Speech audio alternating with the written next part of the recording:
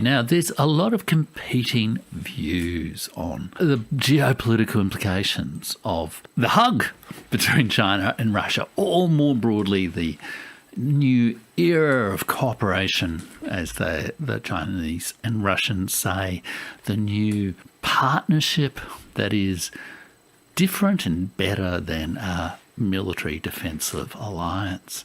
The Financial Times said that this is an economic friendship that they can't quite seem to acknowledge without quotation marks, that could rattle the world. And they present it very much against the sort of background of Ukraine. And then we find the New Atlanticist, which is a kind of a magazine that's presented by the Atlantic Council, jumped quickly last week to, consult a group of what they called experts on how they react and what this new era, which again they have to put in quotation marks to sort of denigrate, what this new era of cooperation means for the world. Keep your friends close and your enemies closer, they seem to imply. And again, they say increasingly a multipolar world and all that sort of thing. So it's hard for many of the sort of Atlanticist people in America to really acknowledge what's going on.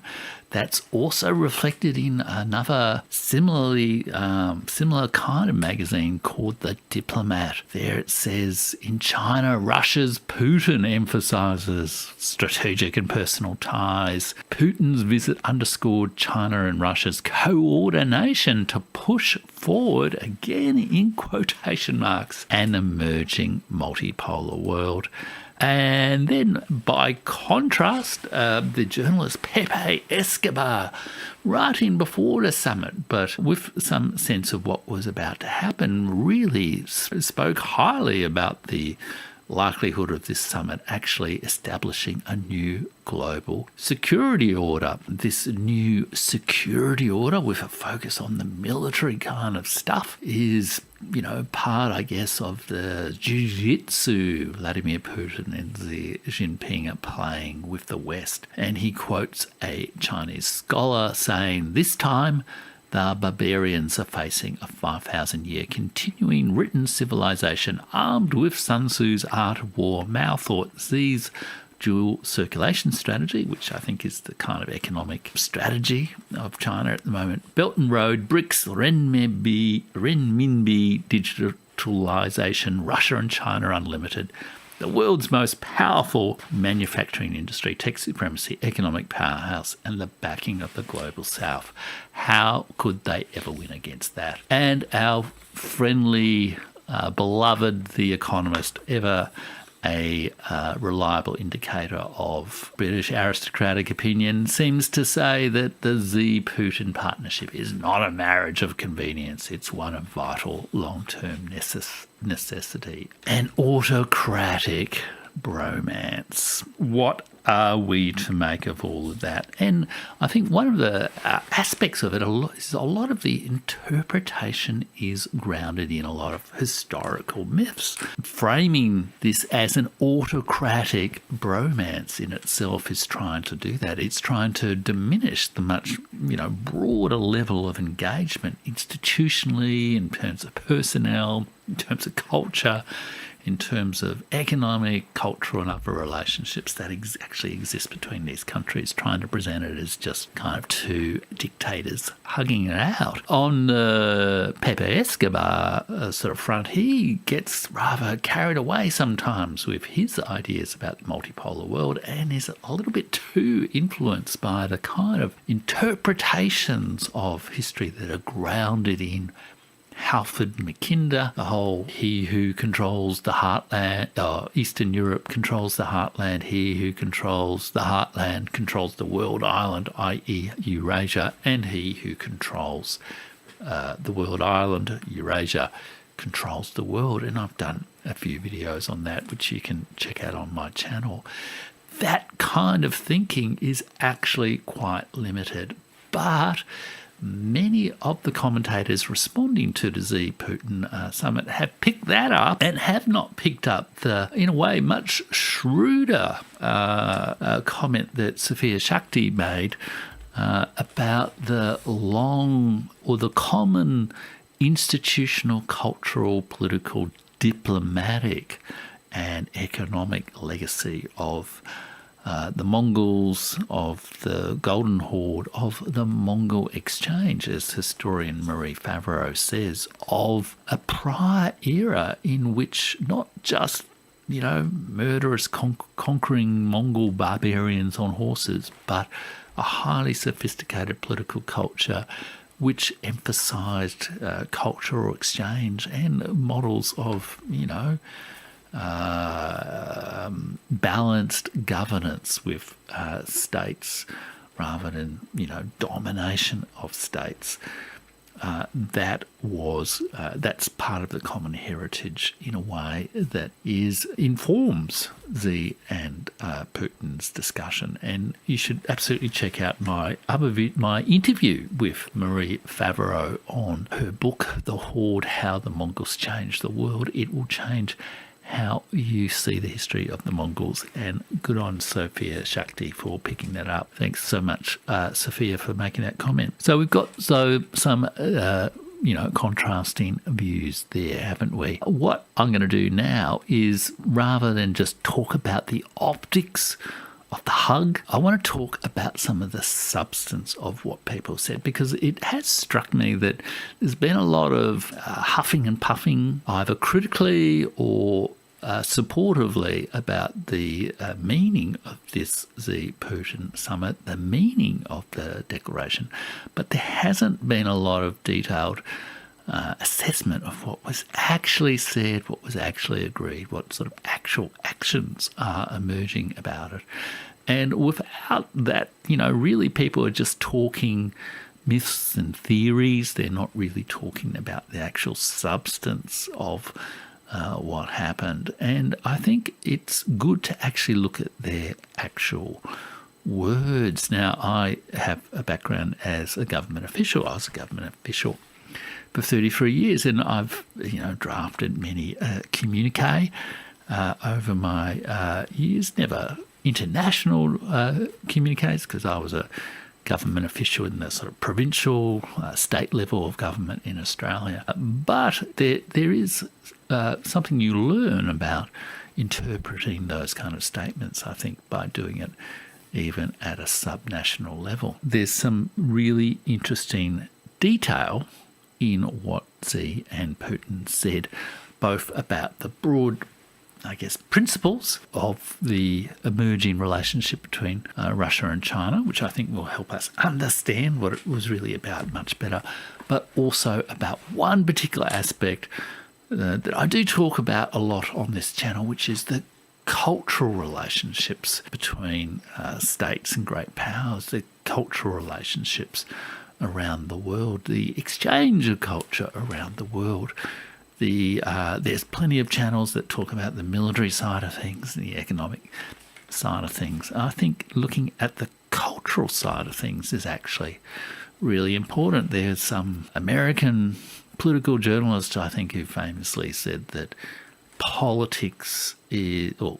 is upstream of politics, that what happens in the culture flows down into politics a bit later. And you could say the same of economics, even potentially of military things. So looking at what these leaders are saying about culture is not just window dressing. I think it's actually really, really important. One of the difficulties in being able to talk about the substance of the agreement between Xi and Putin is that there was apparently what people were reporting to be a 12,000 word joint statement, joint communique, which has a long name that I can't quite find in my notes, but I searched for this, but I could not find it on no English translation of it. And I've heard people say it's 12,000 words, but I haven't really seen or heard anyone actually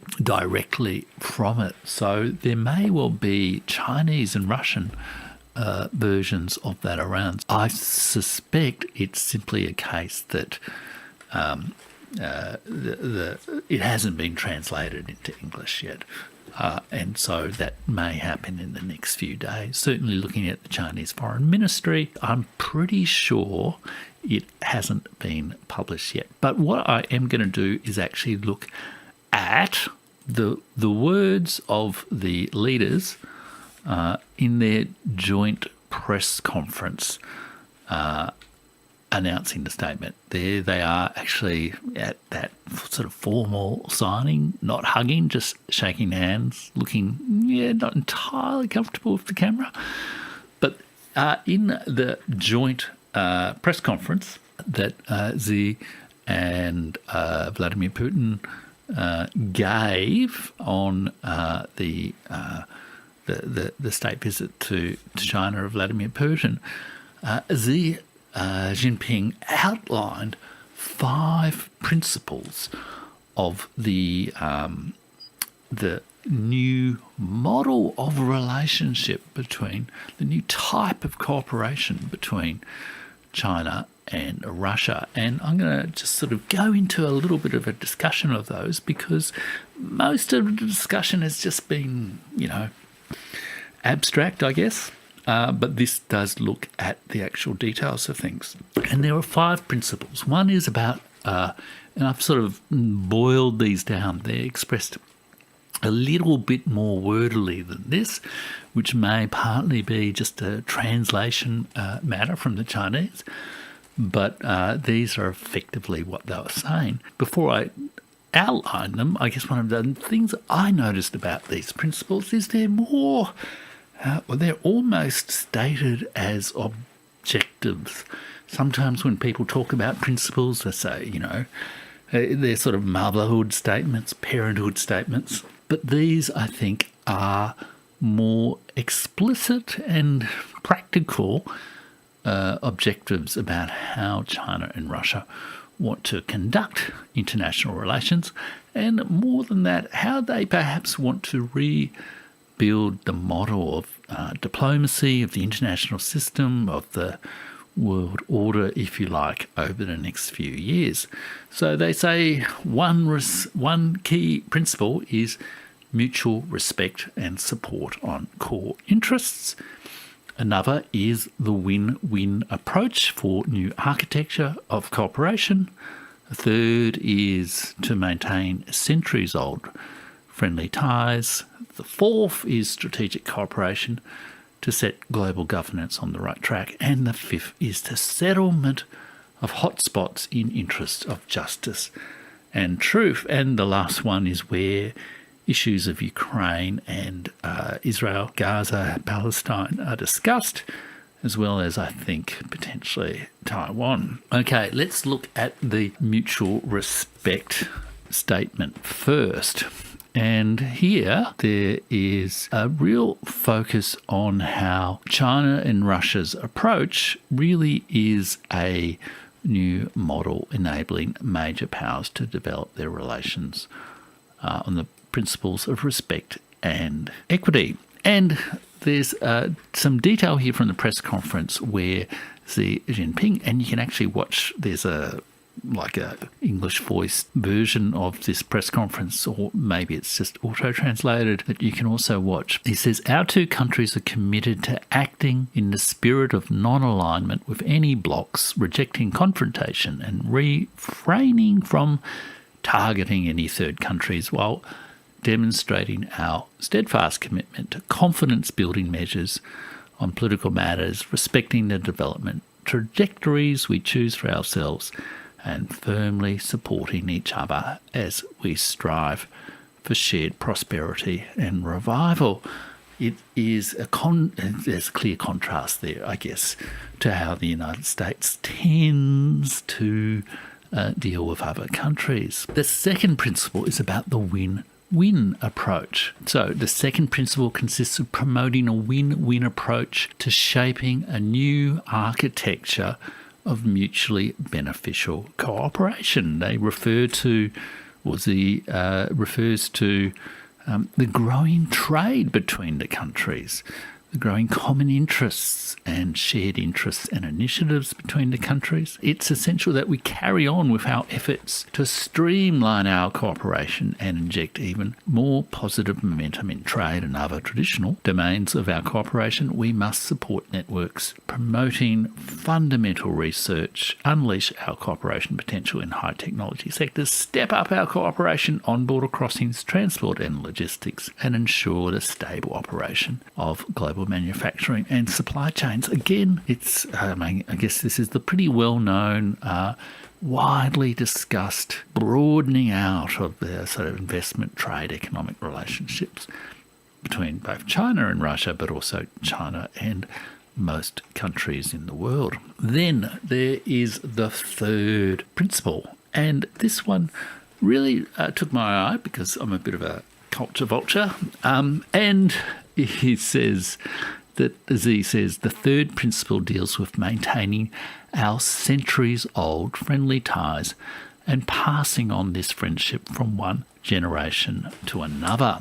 This is a really interesting thing because I guess it is Xi Jinping has established, I think it's called a Global Civilizations Initiative, and similarly Vladimir Putin has more than one time, quite a few times actually, talked extensively about the importance of the diverse cultural identity of Russia. They both talk about the idea of a civilization state, as indeed, for example, does India talk about India being a civilization state, or at least many people in India do.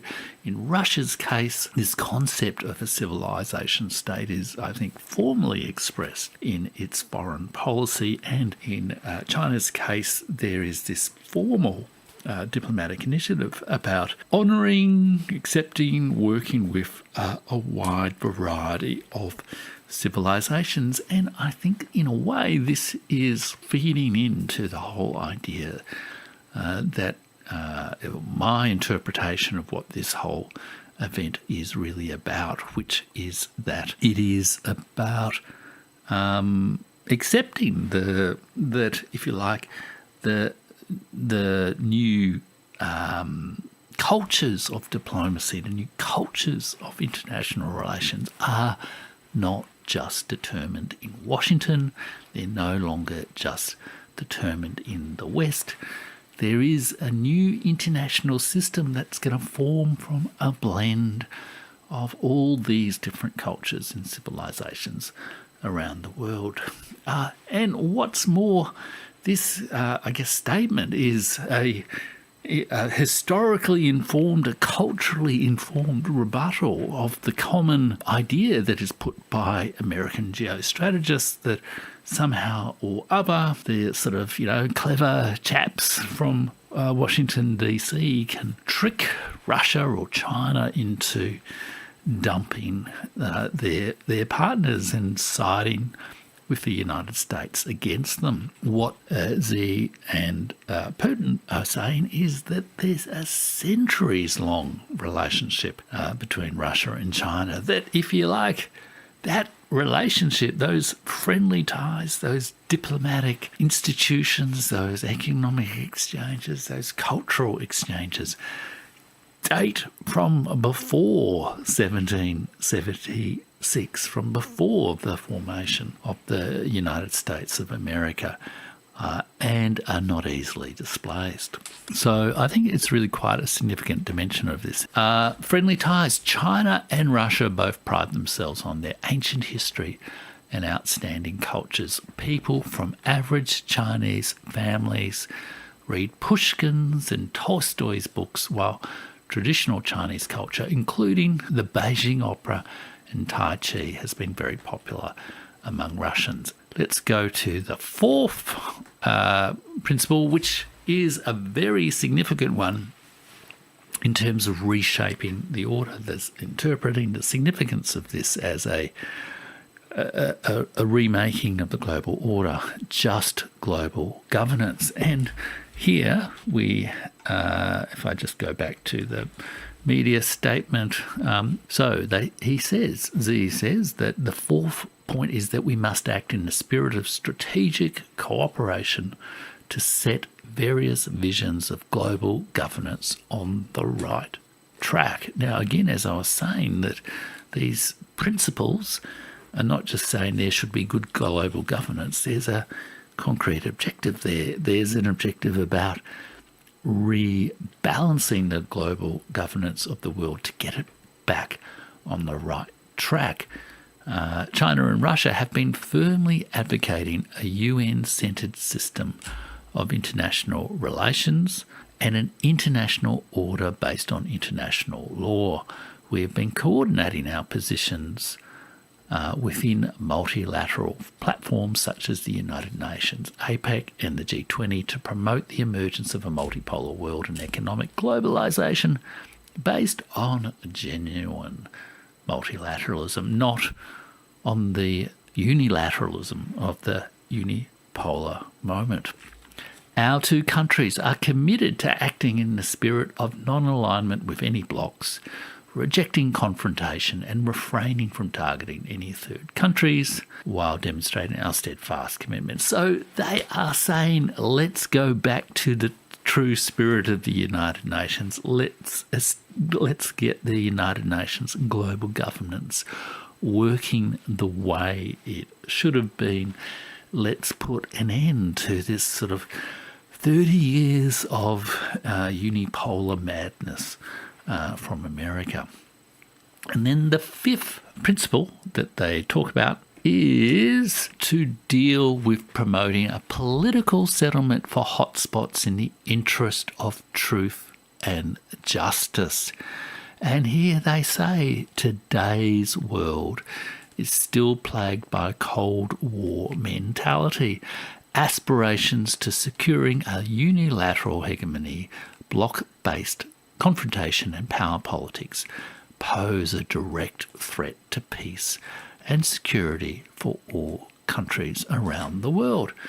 And as a result of statements like this, many of the press in the West, including like the New York Times, chose to say that Xi and Putin were defying the United States international rules-based order. I think you can see that if they were defying it, it was perhaps in a spirit of seeking a rebalancing of the world order in a more peaceful direction, in a multipolar direction, in a direction that is more genuinely in the spirit of the United Nations Charter. I think there is also quite a pointedness to their references here to Russia and China offering a new model of great power relationships, indeed great power neighbouring relationships, because they say that China and Russia have served as a role model by showing others ways of building state-to-state ties of a new kind and working together as two major neighbouring powers. Indeed, here they say, now, I emphasise that, working together as two major neighbouring powers. Now, if we say that there are five, great states, great powers in the world today, the United States of America, Russia, China, India, I would say, and I would say collectively the European Union. I don't think any single one of the states of Europe can be called a major power, but collectively the European Union, bigger population, bigger economy than the United States, I think, and it is the neighbouring great power to, of course, Russia, and it over the last few years has pursued a policy of, aggression, I guess, really towards Russia, relentless eastward expansion of its military arm, NATO, towards the Russian border. In talking about this new model of relationships, they say China hopes that peace and stability will return to the European continent soon and is ready to constructively contribute to making this happen. As we say in China, tree bark forms by the accumulation of soil, while an accumulation of water creates oceans. It is thanks to their efforts over the past 75 years that China and Russia have been building upon their centuries-old friendship and comprehensive cooperation to generate powerful momentum which enabled them to overcome all challenges and reach new heights. This statement comes, days, weeks after Xi Jinping had, travelled to Europe and met with Macron, with Vucic of Serbia and Orban of Hungary. And perhaps there is a message there that he also delivered to those European leaders, that you too could follow a different new model of cooperation, of mutual respect, of friendly centuries-long ties, of just global governance in your relationships with Russia, rather than pursuing this sort of reinforcement of the sort of unilateral movement, this reinforcement of the American century, this reinforcement of what has proved to be a very destabilising set of ideas around international order.